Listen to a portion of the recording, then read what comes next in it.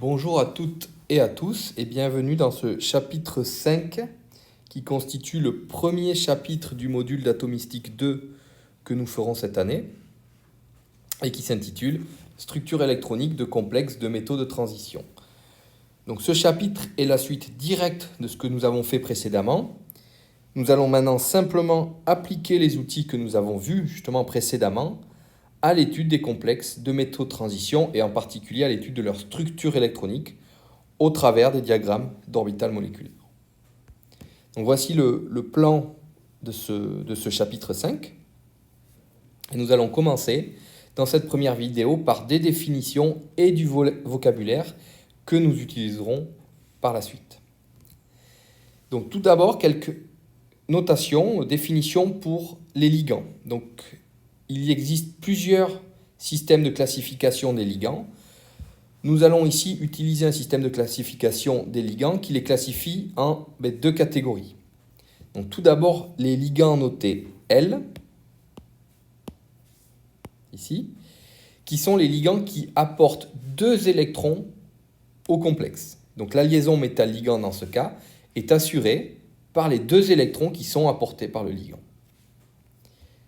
Quelques exemples de ligands de type L, donc l'ammoniac, les phosphines, où P ici désigne l'atome de phosphore et R une chaîne alkyle quelconque, un groupement alkyle quelconque, la molécule d'eau ou la molécule de monoxyde de carbone. Donc toutes ces molécules présentent au moins un doublet non liant, et c'est ce doublet non liant qui va attaquer le métal et donc amener 2 électrons au complexe.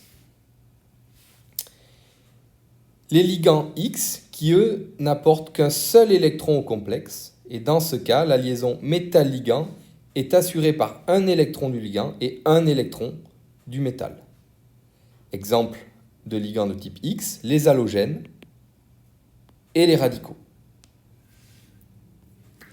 Donc dans ce qui va suivre, nous nous concentrerons principalement sur des ligands de type L. Donc je considérerai toujours que chaque ligand amène 2 électrons au complexe lorsque je ferai les diagrammes d'orbital moléculaire correspondants. Donc, si je veux considérer des ligands de type X, ce sera équivalent.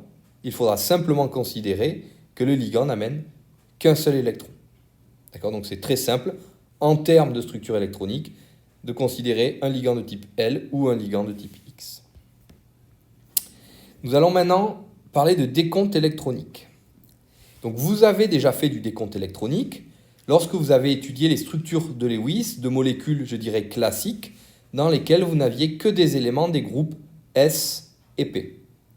Dans ces molécules, le décompte électronique consistait à déterminer le nombre d'électrons de valence de la molécule, ce que vous savez faire, mais également à compter le nombre d'électrons autour de chaque atome pour bien déterminer si chacun de ces atomes respectait la règle de l'octet ou la règle du duet en fonction de sa position dans la classification périodique. Dans le cas des complexes de métaux de transition, on ne va pas s'intéresser au décompte électronique sur l'ensemble de la molécule. Ce qui va surtout nous intéresser, c'est de déterminer le nombre d'électrons, donc de valence bien sûr, autour du centre métallique. Donc c'est vraiment ce qui se passe autour du centre métallique qui va nous intéresser dans ce cours. Et donc il y a 2 types d'électrons autour du métal. Il y a les électrons qui participent à la liaison métal-ligand et les électrons qui sont localisés sur le métal, qu'on va appeler par la suite des électrons métalliques. Je donnerai une définition de ce terme un peu plus tard.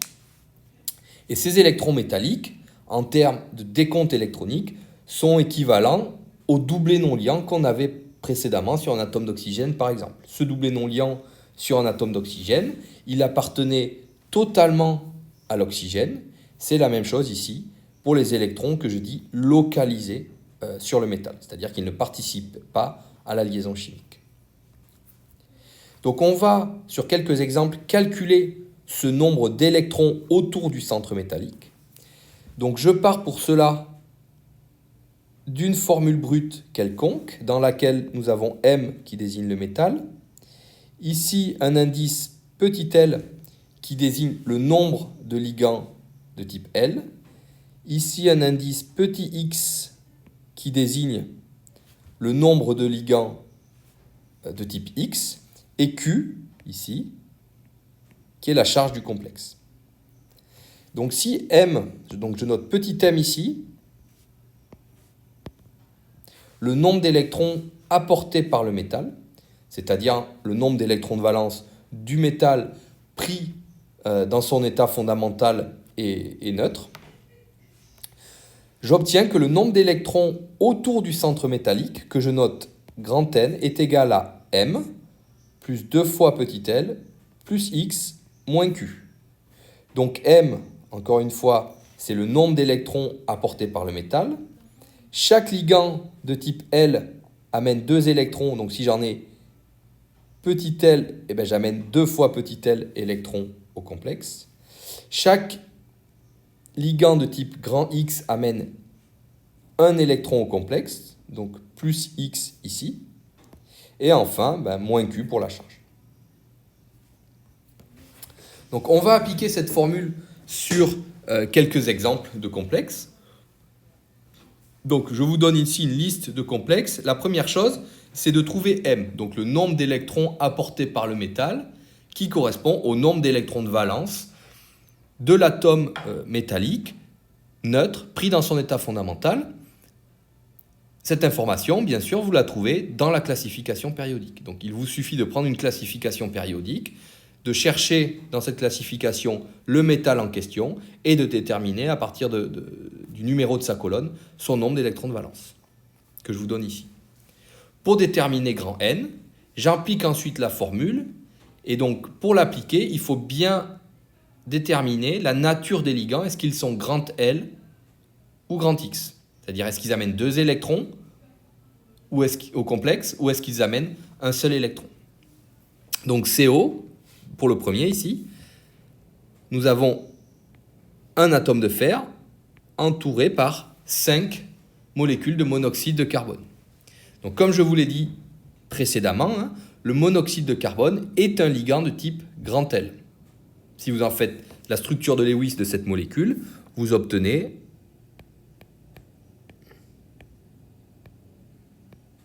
avec des charges ici plus et moins. Et donc vous voyez que cette molécule ne peut interagir avec le métal qu'au travers de son doublet non liant, donc au travers de 2 électrons. Donc il va y avoir apport de 2 électrons au métal. Donc le grand N ici, c'est pour le fer 8, plus 2 fois 5. Il n'y a pas de ligand de type X, donc 0, et il n'y a pas de charge, donc moins 0. Donc 18. Donc dans ce complexe, il y a 18 électrons autour du métal. Donc soit des électrons qui appartiennent totalement au métal, ou soit des électrons qui sont impliqués dans la liaison métal-ligand. Et donc vous pouvez répéter ce calcul pour l'ensemble ici des complexes que je vous donne, en faisant bien attention que CO, donc je le rappelle, est un ligand de type L, la phosphine ici est un ligand de type L, COL, CN est un ligand de type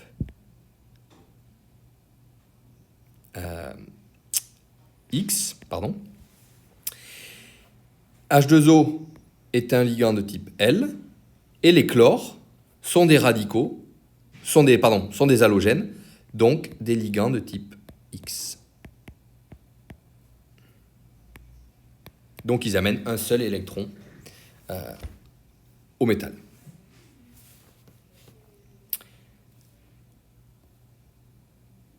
Donc pour finir, on voit que le nombre N n'est pas constant. Donc on a une diversité de nombres d'électrons autour du métal, mais on voit quand même revenir assez souvent, en tout cas dans les exemples que je donne, un nombre qui est 18. Et donc nous reviendrons dans la prochaine vidéo sur ce nombre de 18 en introduisant la règle des 18 électrons. Donc voilà pour cette première vidéo du chapitre 5.